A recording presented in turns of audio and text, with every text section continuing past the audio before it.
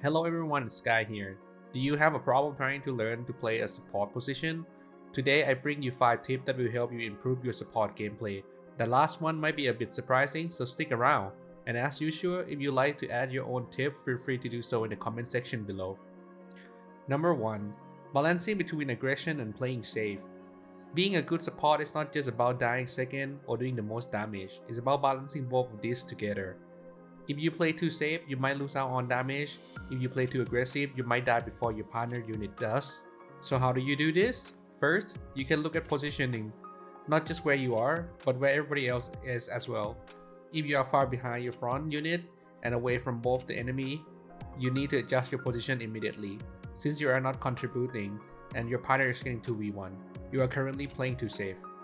If you are in the middle of two enemies, you have to focus on escaping and repositioning, as you are prone to take more damage from getting a double lock. As a support player, you like to position a bit behind and to the side of your front. This allows you to move up for an aggression play if the enemy is ignoring you, and also allow you to stay safe behind your front when in neutral. Apart from this, at any given time, if you notice you are being ignored, you can start to play more aggressively as well. There is no point to play safe if there is no pressure on you at the given time.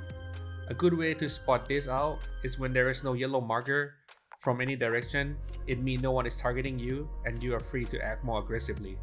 Number 2, I'll expand more on positioning, as there are a lot more benefit from positioning to the side of your front. As you're positioning to the side, your projectile will come from another direction, which makes it harder for the opposing team to dodge because it's covered more vector. This also makes it hard for the opposing team to see you on the map if you are not directly behind your partner. This will keep the enemy in the dark about what you are up to. Additionally, moving to the side will help you prevent you from friendly fires to a certain extent, as you can't hit your partner if they are not in between you and your target. So fire away while you're in positioning to the side of the partner. Sometimes you might get locked into 1v1 situation. In most cases, it is a good idea to not chase enemy if they retreat very far back. Instead, use this time to double lock the same target as your front. However, you do have to be careful when you're making this decision. If the enemy unit is not fully retreated, they might reposition and get back shot on you while you're going to double lock the other one.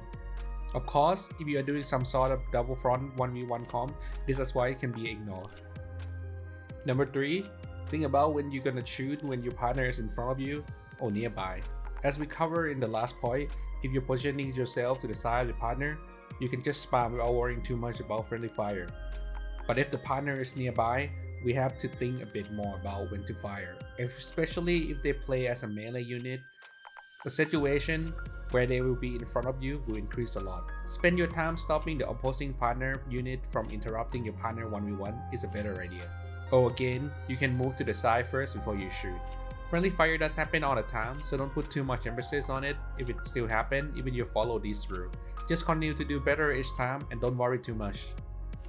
Number 4, match pace with your partner. If your partner play really fast, you want to also up your tempo so that it match them, so that you don't get left behind and your partner constantly take all the aggro. On the contrary, if your partner play more neutral or want a slower pace game, you then should also slow down so that you don't go in too much and get a double lock.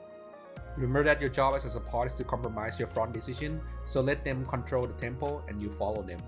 Of course, it is best if you can communicate by voice, but if that is not possible or you don't want to, feel free to let them lead and you adjust to their play speed.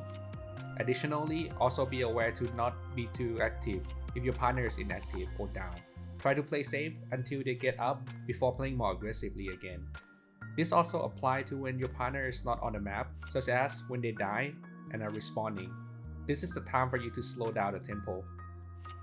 Number 5 is to improve your 1v1. Yes, you need to do it even if it's a 2v2 game. In a real match, not everyone gonna play slow pace neutral, and some will push aggressively into you. That's when you need to pull out your 1v1 skill.